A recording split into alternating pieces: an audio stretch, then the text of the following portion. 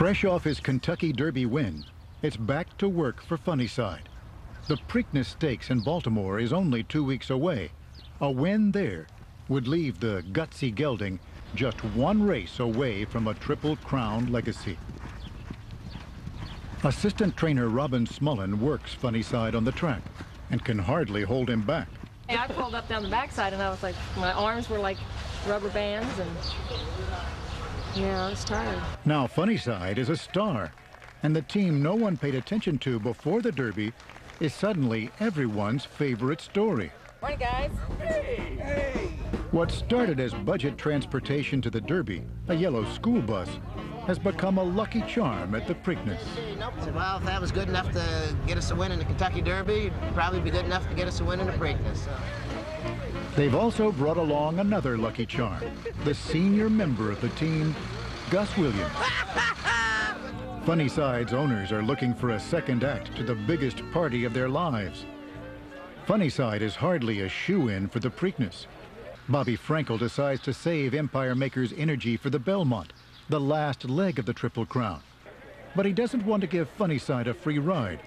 He brings Peace Rules, who placed third in the Derby, to the Preakness. And there's Funnyside, the New York bred winner of the Kentucky Derby.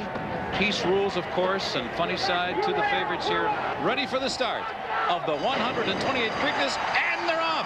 And Funnyside brush with New York Hero coming out of the gate. They're in the final furlong now. Funnyside and Jose Santos turning the Preakness into a runaway. A huge effort here. It is Funnyside, and he's heading home. Back to Belmont. He's won the Preakness by almost 10 lengths. Back to Belmont for a date with Triple Crown destiny. The race is no contest.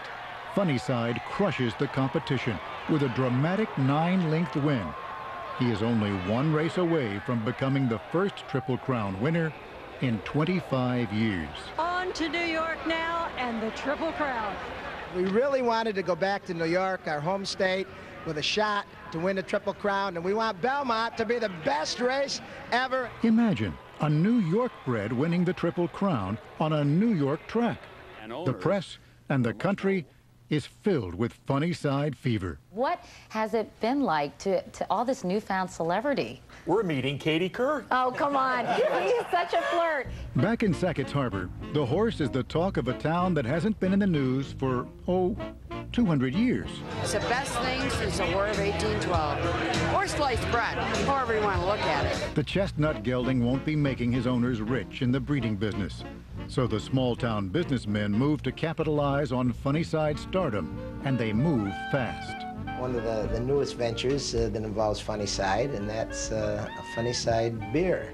If we could have Funnyside stickers made up like this, so when a kid comes in, you stick a sticker on them, they absolutely love it. There's no end of possibilities, I think, for creative stuff. Meanwhile, Bobby Frankel is plotting his revenge. Empire Maker, having skipped the Preakness, is well rested, and Frankel plans to race him against Funnyside in the Belmont. Frankel believes his horse will win. I guess that's the way I am. I always like to spoil it, you know, and be a big audience out there and everything. This would be almost as good as winning the Derby, I think. That's probably a little mean-spirited, but so what? 4 days before the Belmont Stakes, Funnyside runs his last pre-race workout. Robin Smullen can't hold him back, and he runs at a blistering speed, worrying some that he may have run too hard, too close to the race. He's the strongest horse that I've ever ridden, and I've ridden a lot of strong horses. Hopefully he's a great horse, and everybody thinks he's a great horse, and we kick his ass, you know? Simple as that. The Belmont Stakes is the most grueling of the Triple Crown races. At 1.5 miles, it's a 1/4 mile longer than the Derby. On race day, it's pouring rain, and the track is completely muddy.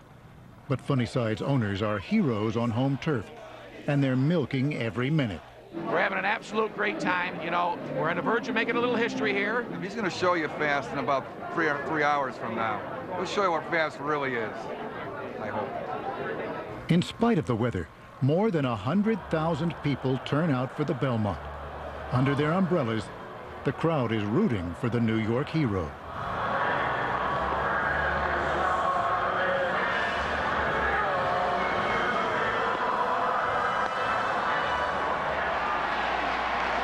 about to witness history being made? They're in the gate and ready for the start. And they're off in the 135th Belmont Stakes. Empire Maker broke alertly. Scrimshaw right there, and Funny Side off to a very sharp beginning. And now Bailey makes his move with Empire Maker. He is at the front latch of Funny Side. Funny Side and Empire Maker. There's nothing between them. Empire Maker a short lead. Funny Side is doing his best, but he's dropping back. And here comes Pat Day, and he's coming with 10 most wanted. Funny Side has dropped back to third, down to the final 100 yards of the Belmont. Empire Maker Jerry Bailey asking him for everything he has.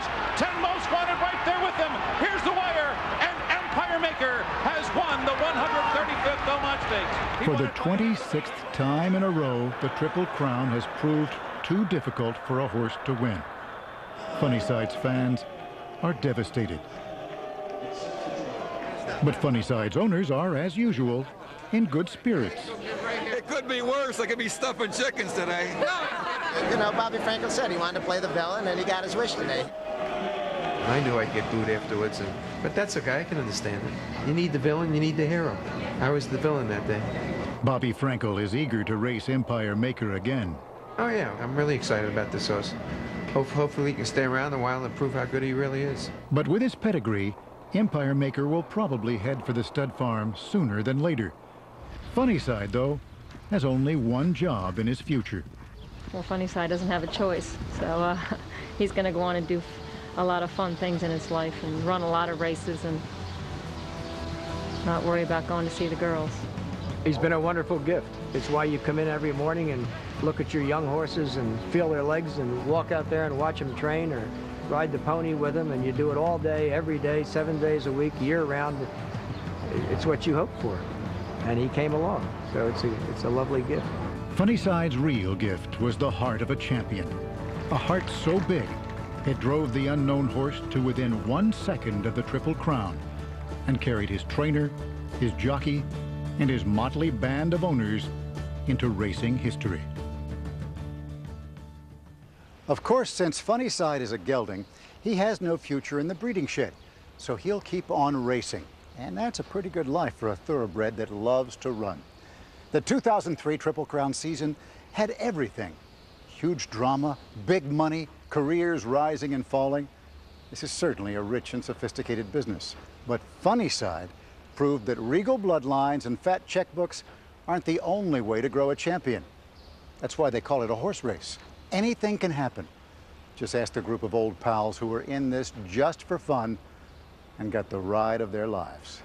For MSNBC, I'm Forrest Sawyer.